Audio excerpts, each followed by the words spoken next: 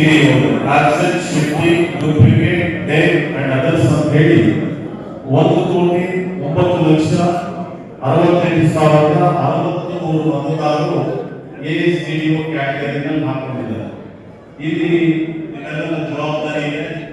ಸುಧಾಕರ್ ಅವರು ಮತ್ತು ಎಲ್ಲ ಬ್ಲಾಕ್ ಅಧ್ಯಕ್ಷರು, ನೀವೆಲ್ಲ ಹಿರಿಯ ಮುಖಂಡರು ಮತ್ತು ನಮ್ಮ ಜಿಲ್ಲಾ ಕಾಂಗ್ರೆಸ್ ಎಲ್ಲರೂ ಕೂಡ ಆಸಕ್ತಿಯಿಂದ ತೆಗೆದುಕೊಂಡು ಎಲ್ಲ ಬೂತ್ಗಳಲ್ಲೂ BLA ನಾವು ನೇಮಕ ಮಾಡಿದ್ದೇವೆ.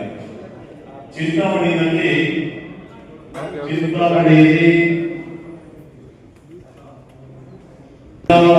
ತಾರೀಕಿಗೆ ಮತದಾನ ಎಷ್ಟಿದ್ರು ಅಂತಂದ್ರೆ 2,31,861 2,31,861 ಮತದಾರರು.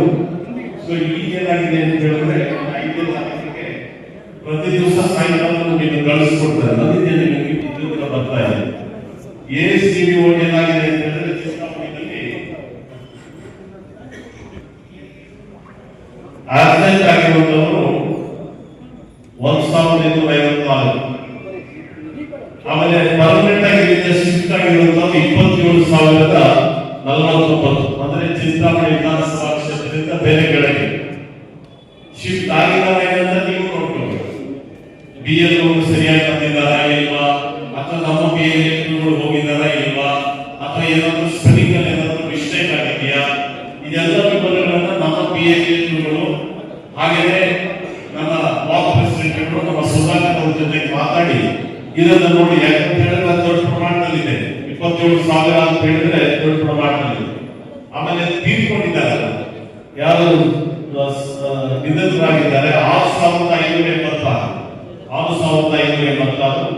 ಮತ್ತೆ ಡೂಪ್ಲಿಕೇಟ್ ಅಂತ ಹೇಳಿದ್ರೆ ಬೇರೆ ಬೇರೆ ಕಡೆ 2 ಕಡೆ 3 ಕಡೆ ಮತದಾರರ ಪಟ್ಟಿಯಲ್ಲಿ ಮಾಡಿಕೊಂಡಿರುವಂತಹ ಸಂಖ್ಯೆ 2,315 ಅಂತ ನಮಗೆ ಇದು 5ನೇ ತಾರೀಕಿನ ಸಾಯಂಕಾಲ ಆಗಿರ್ತಕ್ಕಂಥ ವಿವರ. ಹಾಗಾಗಿ ಈಗಾಗಲೇ ನಾವು ಎಲೆಕ್ಷನ್ ಕಮಿಷನ್ಗೆ ಎಲ್ಲ ಪೊಲಿಟಿಕಲ್ ಪಾರ್ಟೀಸ್ ವಿನಂತಿ ಮಾಡಿದ್ವಿ. ನಾವು ಕೂಡ ಹೇಳಿದ್ವಿ, ಬಹಳ ದೊಡ್ಡ ಸಂಖ್ಯೆಯಲ್ಲಿ ಕರ್ನಾಟಕದಲ್ಲಿ 1,90,00,000 ಜನ ASDDO ಬರ್ತಾ ಇದ್ದಾರೆ. ಹಾಗಾಗಿ ಇದರ ಬಗ್ಗೆ ಕೂಡಲೇ ಗಮನ ಹರಿಸಬೇಕಾಗುತ್ತೆ. ಹಾಗಾಗಿ ಸಮಯ ಕೊಡಬೇಕಾಗುತ್ತೆ. ಇನ್ನು ಹೆಚ್ಚು ಸಮಯನ ಹೆಚ್ಚಿಸ್ತಾ ಹೋದರೆ ಸರ್ಕಾರಿ ಇಲಾಖೆಗಳಲ್ಲಿ ಕೆಲಸ ಹೋದ್ರೆ ರೆವಿನ್ಯೂ ಡಿಪಾರ್ಟ್ಮೆಂಟ್ ಅವರು, ಟೀಚರ್ಸ್ ಆದಂತವರು ಇವೆಲ್ಲ ಕೂಡ ಈ ಪ್ರಕ್ರಿಯೆಯಲ್ಲಿ ಭಾಗವಹಿಸಿಕೊಂಡಿದ್ದಾರೆ. ಹಾಗಾಗಿ ನೀವೆಲ್ಲ ಈ ಸಮಯವನ್ನ ಇನ್ನೊಂದು ವಾರ ಸಿಗುತ್ತೆ. 17ನೇ ತಾರೀಕು ಅಂತ ಹೇಳಿದ್ರೆ ಮುಂದಿನ ವಾರದವರೆಗೂ ಕೂಡ ತಮ್ಮ ಕ್ಷೇತ್ರಗಳಲ್ಲಿ, ತಮ್ಮ ವಾರ್ಡ್ಗಳಲ್ಲಿ, ತಮ್ಮ ಊರುಗಳಲ್ಲಿ ದಯವಿಟ್ಟು ನಾವೆಲ್ಲ ಅವರು ಯಾರು ಮತದಾರ ಯಾರಿದ್ದಾರೆ ಅವರ ಯಾವುದೇ ಕಾರಣಕ್ಕಾಗಿ ಮತದಾರ ಪಟ್ಟಿಯಿಂದ ಹೊರಗೆ ಹೋಗಬಾರದು ರೀತಿಯಲ್ಲಿ ನೋಡಬೇಕು. ಎರಡನೇದು, ನಮ್ಮ ಕಾಂಗ್ರೆಸ್ ಪಕ್ಷದ ಹಿತೈಷಿಗಳಿದ್ದಾರೆ, ಬೆಂಬಲಿಗರಾಗಿದ್ದಾರೆ, ಸುಧಾಕರ್ ಅವರ ಅಭಿಮಾನಿಗಳಾಗಿದ್ದಾರೆ, ಅವರು ಯಾವುದೇ ಕಾರಣಕ್ಕಾಗಿ ಕೂಡ ಮತದಾರ ಪಟ್ಟಿಯಿಂದ ಹೊರಗೆ ಹೋಗದೇ ಇರುವಂತ ರೀತಿಯಿಂದ ನೀವು ನೋಡ್ಕೊಳ್ಬೇಕು.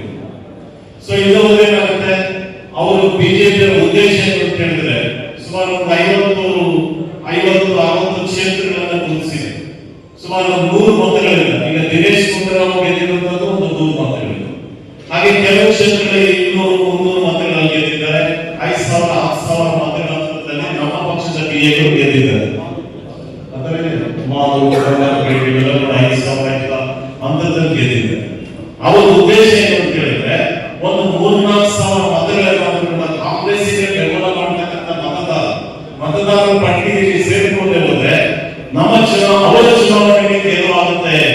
ಒಂದು 50 ಕ್ಷೇತ್ರಗಳಲ್ಲಿ ನಾವೇ ಮಾಡಿಕೊಳ್ಬಹುದು ಅಂತ ಅವರ ದುರಾಲೋಚನೆಗಳು ಮತ್ತು ಉದ್ದೇಶಗಳು ಕೂಡ ಇದೆ.